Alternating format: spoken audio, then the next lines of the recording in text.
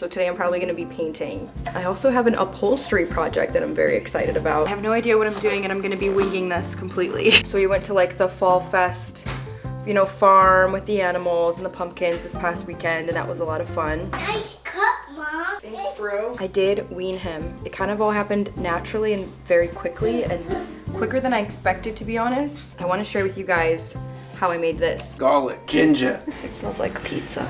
Oh!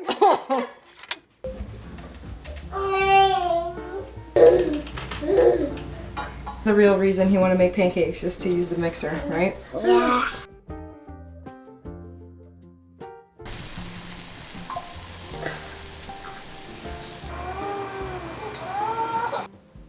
Oh, spider. What? Why is there a spider? It has been absolute chaos this morning.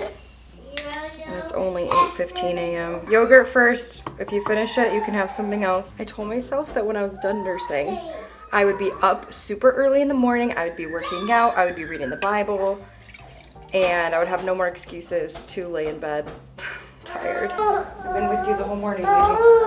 Okay, here it is, here it is, here it is.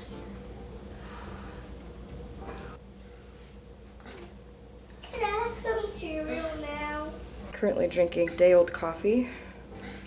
I don't even have the energy to make it fresh right now with everything that's gone on. Yeah, Theo was up at 4 in the morning. He has been sleeping through the night. He's been doing a pretty good job, but there are some nights like he's waking up because his pacifier falls out and we'll go in and pop it in and he goes back to bed. Sometimes he just doesn't go back to bed and he's just more hungry. So this morning I was up feeding him at 4 a.m. with a bottle, and that's why I forgot. He's probably hungry now because now it's 8. And I actually didn't give him the morning bottle, and that's why he's been so fussy the whole morning, but I could not figure that out. I did wean him. It kind of all happened naturally and very quickly, and quicker than I expected, to be honest. That wasn't really my plan, but life has just been so chaotic and busy over the past like month or two that we found ourselves giving him, you know, a bottle with formula to kind of supplement. It was hard to continue nursing because the other two kids were like barging in and distracting him and his head's popping up. He's not getting a full feeding. I thought I could balance like giving him half formula, half nursing, but forgot how important it is to keep pumping, keep nursing, the whole supply and demand. I just forgot how quickly your supply will dwindle if you truly aren't nursing enough. Anyways, I went through a whole thing where I got really down about it and really sad.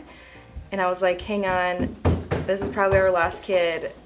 Why didn't I just keep nursing? And I went through a whole thing. And then I was actually considering trying to relactate, which means I would have to pump like 8 to 10 times a day. And I hate pumping, especially the electric pump where you're strapped to a wall. I don't have a hands-free pump. Long story short, realized it would be very difficult to do that and pull it off. It's possible, but I was like, you know what?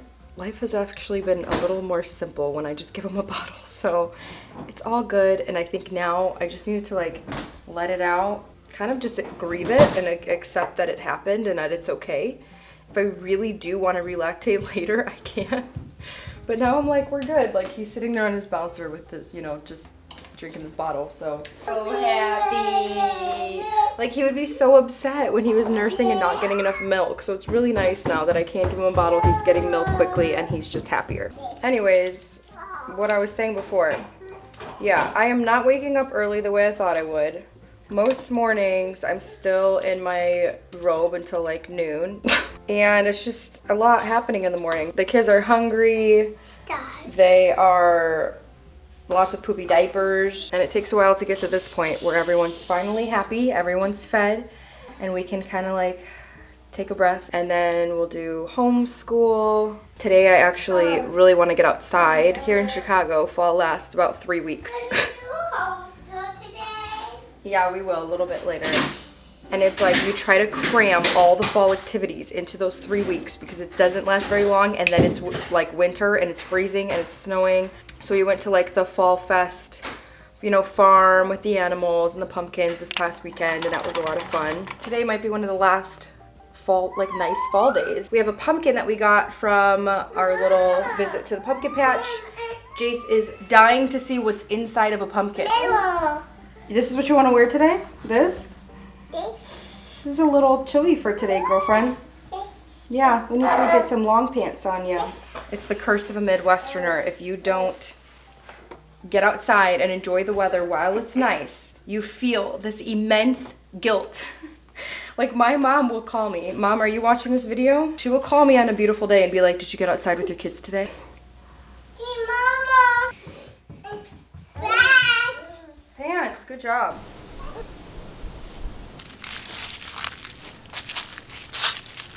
Guys, it is insanely beautiful in my yard right now.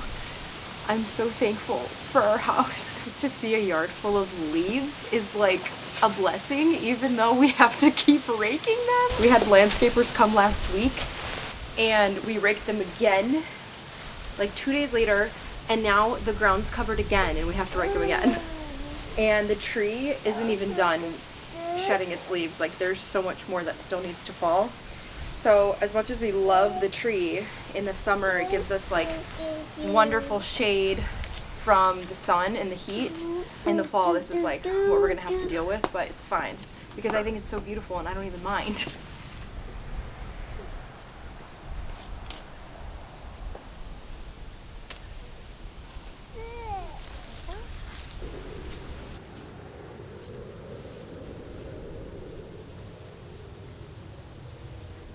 Like I can literally just stare at it all day. Anyways, it's a little bit chilly, so we were gonna open our pumpkin outside, but I think it's gonna be too cold for the kids. So we're gonna go inside and do our pumpkin activity. Yes?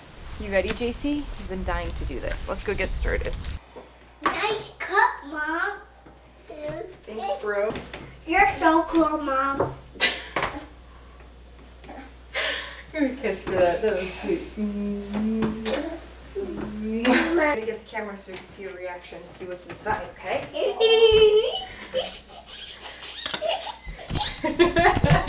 I love this bucket. Yeah, just dig in.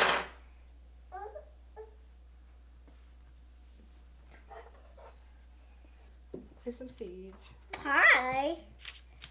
Too much work for me today.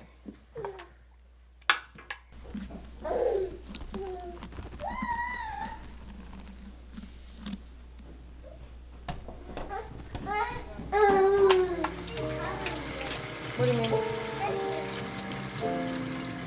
I'm not sure. It's just an oven door, baby.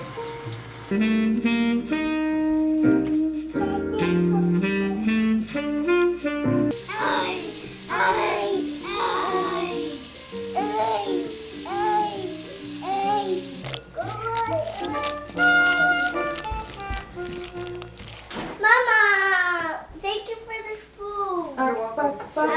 Clap them down. Close your eyes. Don't look around.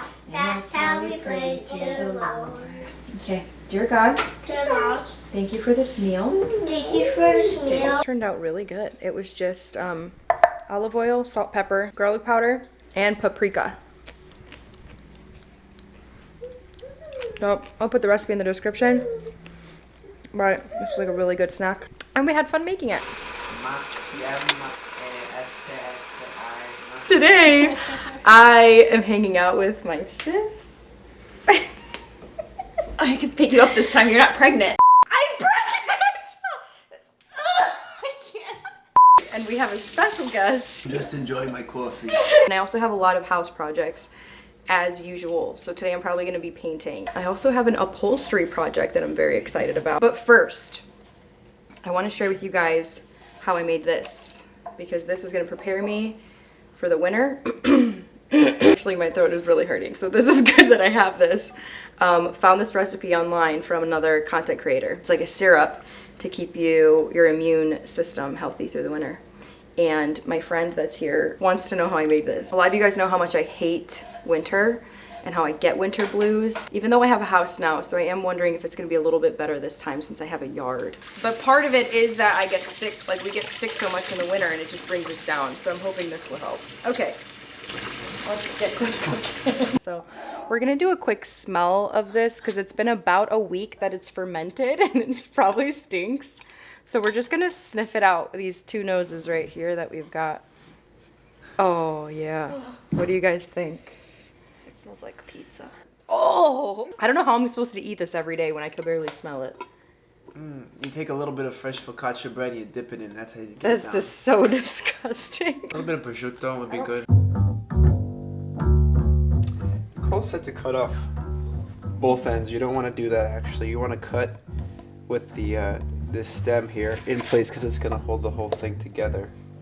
And when you cut, always want the knuckles tucked so that the knife is rubbing up against the knuckles. You don't chop off your finger. The thumb goes to the back, and it's right step. Beautiful. Is that okay? Yeah. Or did you want it a different direction? That's perfect. And then you pull them apart and you put them in the jar so that all the like, juices emulate. Garlic, ginger, oregano, rosemary, not to be mistaken with my cousin Rosemary. This isn't very good honey. I know. That's just all. This is garbage. You can use like a Q-tip to force it down. Thank you. Okay. What else are you making today? I'm making oven oat panned cake. It's Did you say pancake? it's a cake in a pan, but it's not a pancake. Okay. You want to take a little peek inside? Sure, Just sure. really quick peek. Okay, we're waiting for Andrea's panned cake to be done. But in the meantime, I wanted to start patching up my walls because I need to paint this wall. So here's the thing about the walls in my house. When we moved in, the people who moved out before us, they had like zero, what do you call it? Care for moving their huge furniture out. They banged it up on all the walls. Scratches, marks all over this wall. The entryway that I filmed last week, there was stuff all over that. Holes on the walls, blah, blah, blah. So yeah, I'm basically just gonna take whatever extra paint they left in the basement and try to paint some of the areas that are bothering me the most. I'm not doing the whole house because I don't have time for that at all.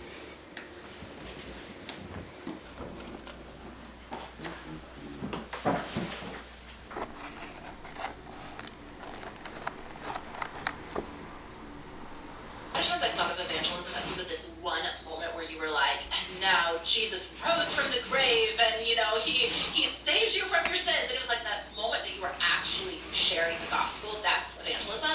And I think I have a much broader picture of what evangelism is. Yet, Christ died for that, right? Even for that. So he died for our sins. And then he died for all the times that we are so cowardly. Yes, that we are so cowardly. We have so much fear of man. Yeah. And yet, we know that we can. I'm trying to listen more to podcasts. I feel like that's something I'm not very good at, just like in my free time. So my friend texted me, shout out to Amy, about the Risen Motherhood podcast. I feel like I've heard about it before. I just never actually listened to it. So I've been listening to it lately. I listened to one about school choice, which is super helpful if you're like me and you're considering maybe homeschooling, but you're not sure, maybe public school. It's really a balanced, conversation about things to consider, which is nice. So I listened to that, and I'm currently listening to one called Evangelism, and they have pretty short episodes that are like all under 30 minutes, which is perfect. I just feel like when I see podcasts that are super long, I get overwhelmed, and I'm like, I'm not even gonna put it on. But this is perfect for just like when you're cooking or doing housework and stuff. So I'll put it in the description if anyone's interested to listen, but it's been super encouraging to me as a mom. It's basically two moms talking on the podcast. I already know these walls are gonna get messed up again. Like the kids are always just driving their cars on the wall and whatever, but that's kind of why I'm not putting like too much effort into it, and I'm just doing like some of the house because this is just our season of life. We're living with kids. I'm not gonna buy like all this expensive furniture and put all this effort into like changing my wall color and making things perfect because things are just gonna get messed up. That's just kind of the way it is right now. And I'm totally fine with that.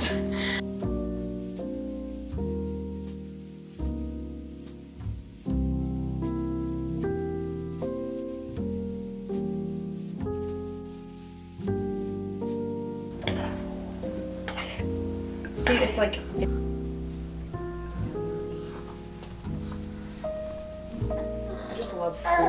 food shots. It's like one of my favorite things to film. I'm starving. They're so cute.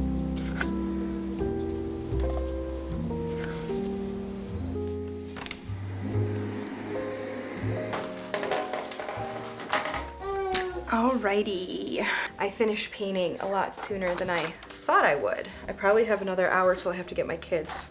So, knowing me, I'm gonna throw in one more project. And it is actually this cute little bench right here. And if you look behind me, everything's different than it was in the last video. I had like a bookcase back there.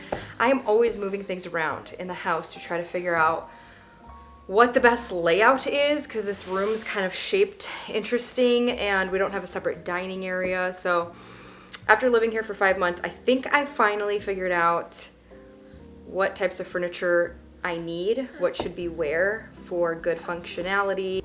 This cute little bench. I actually found it on Facebook Marketplace. I don't know if I'm gonna leave it there or not. I kind of just left it there because I was like, oh yeah, I didn't get to put a bench or a chair for the kids to sit on and put their shoes on, which is actually very helpful, especially for Arya. So putting a little bench there has been nice. So I don't know, this will probably get moved around because I just always tend to move stuff around and that's fine. But I did buy it with the purpose of upholstering it and switching this fabric out. I don't really like this fabric. There's also a tear in it, which I didn't know when I bought it. And I think I bought this for like maybe $20, $25. There's a Wings resale that I've been going to every week, and I always see this striped vintage looking fabric.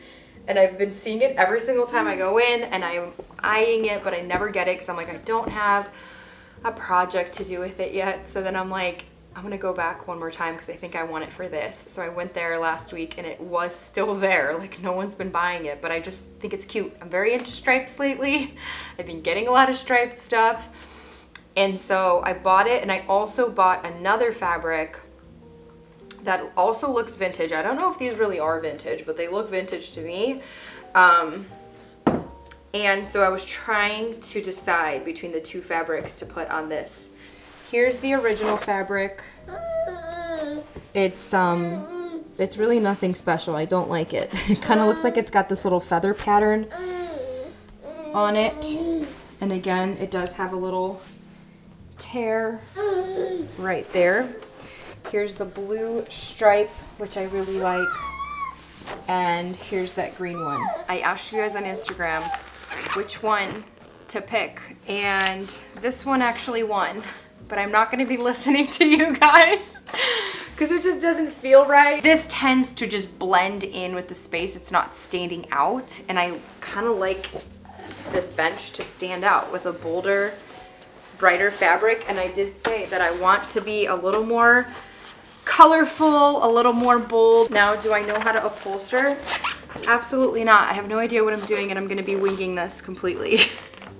I have a staple gun. And I have scissors. And it was really just 4 screws. And this is free. Yes, yes. Wait, I don't need to take this off. Why am I making this so complicated? I can literally just put my fabric right over this. I'm just cutting what I think it needs to be. And it doesn't really matter because that's the part that's gonna go underneath the seat anyway. So whatever, this is just for fun. Like, it's fine. It doesn't have to be perfect.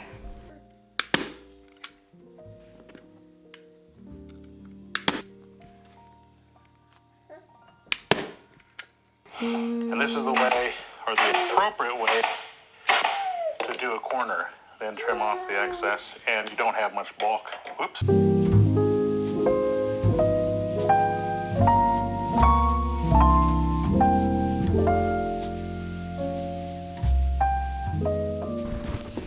Okay, y'all, I really had to wing the corners here because I followed sort of a tutorial, but kind of had to do my own thing since I'm basically making this up.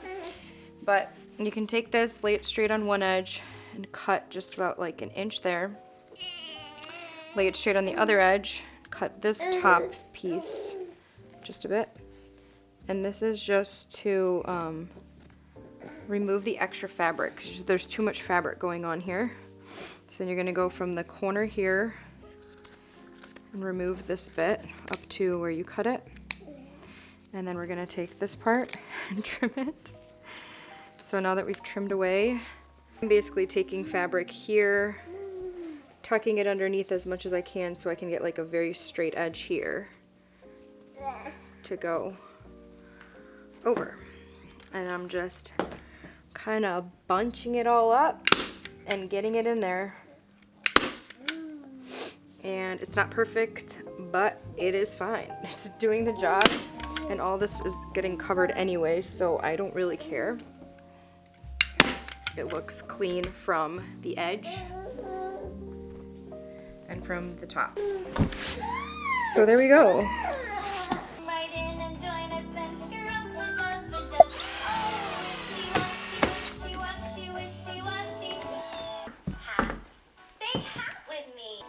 Peekaboo Baby, a Songs for Littles book. Hey, little baby, where are you?